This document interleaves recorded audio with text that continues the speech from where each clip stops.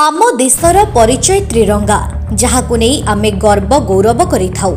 जो त्रिरंगा पताका को आम खेलाड़ी माने विदेश माटी रे उड़ाइले आम छाती कुंढेमोट हो जाए। जहार सुरक्षा पाई आम जवान माने घर छाड़ी 0 डिग्री रे निज कर्तव्य पालन करुछंती। जहा प्रत्येक भारतीय नागरिक मानक अंतर आत्मा रे पूजा पाउछि सेही त्रिरंगा पताका आज गोटे साधारण कपड़ा हो जाइछि। जी जेमिति पारुछि ताको व्यवहार करुछि। किए व्यवहार करी तले पकाई देलानी तो आउ किए खरारे कपड़ा सुखैला भली सुखाई देलानी। एभली दृश्य साधारणतः बारंबार देखा जाए स्वाधीनता दिवस एवं गणतंत्र दिवस रे।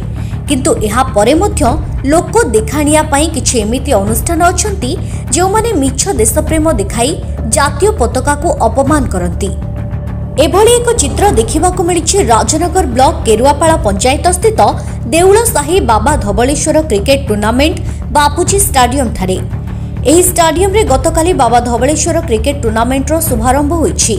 एथिरे मुख्य अतिथि भाबे जोग देइथिले राजनगर ब्लॉक उपाध्यक्ष गणेश चंद्र गुड़िया एवं सम्मानित अतिथि रूपे जोग देइथिले केरुआपाड़ा पंचायतर कार्यनिर्वाही अधिकारी बहादुर टुडू और सरपंचक स्वामी सपन कुमार परिडा और नायक सरपंचक स्वामी अश्विन खटुआ और ग्रामर मुरबी माने।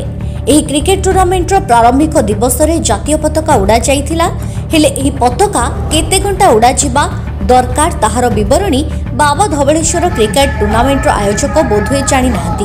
कारण शुभ उद्घाटन रो 2 दिन लीग मैच रे सर्वप्रथमे जातीय संगीत गान करी समस्त दर्शकों को सम्मान देबाकू जणाइथिले।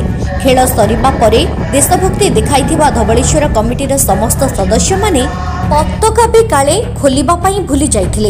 एही त्रिरंगा पताका राति सारा कुहुडी रे रही पुनी सकाळु रात्र पर्यंत उड़ीथिला। अर्थात 48 घंटा एही त्रिरंगा पताका सेही खेल पड़िया ठारे उड़ीथिला। ए पर्यंत भी सेही त्रिरंगा पताका उड़ुछि मध्य। जहा नियम रहिछि जातीय पताका संध्या 5 घटिका समय रे खोला जिबा कथा ताहा करा जाय नाही। जहा संपूर्ण जातीय पताका को अपमान करा जायछि।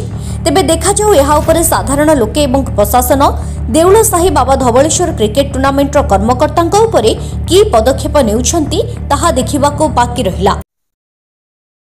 व्यवहार कथा ही जे मु पहरदिन जाइथिले मु देखिले जे जातीय पताका उड़ुछि। अवश्य मु कते जन को मते सिटी कहिले आ विशेष करी हमर जो नारायण सर थिले प्राइवेट आगर थिले मसे पढौथिले ताको भी मु से कथा कहिले जे जातीय पताका सर्वसाधारण उड़ीबार नीति बा नियम सबुदिन नाइ कि संविधान सेमिति देई नांती। तो या द्वारा खेल जदि जातीय पताका उड़ुछि तार नियम कानून जानिबा दरकार।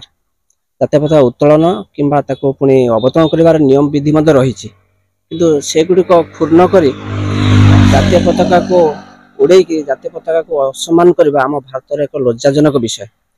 आजिकाली जुग रे पुणी ए समाज रे प्रत्येक घरे घरे प्रत्येक शिक्षित लोक अछंती। सिटिक स्थानीय स्कूल शिक्षक मध्य अछंती। किंतु सिटी पुणी उद्घाटन रे अरे बड़ बड़ मध्य लीडर मान नेता माने मध्य आस्तले बड़ बड़ ज्ञानी मानी लोक माने भी आस्तले शिक्षित लोक माने भी आस्तले। से माने काहर कोन दृष्टिगोचर हेलन जे जातीय पताकाटा एमते उड़ा जाउची तार नीति नियम कोन अछि। प्रशासन किछि पदक्षेप नउ नाहंती।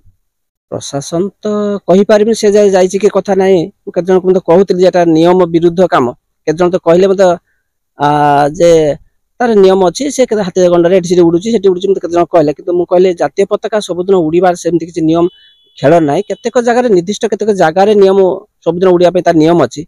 ता माने खेल रे एटा उड़ीबा कथा नहे।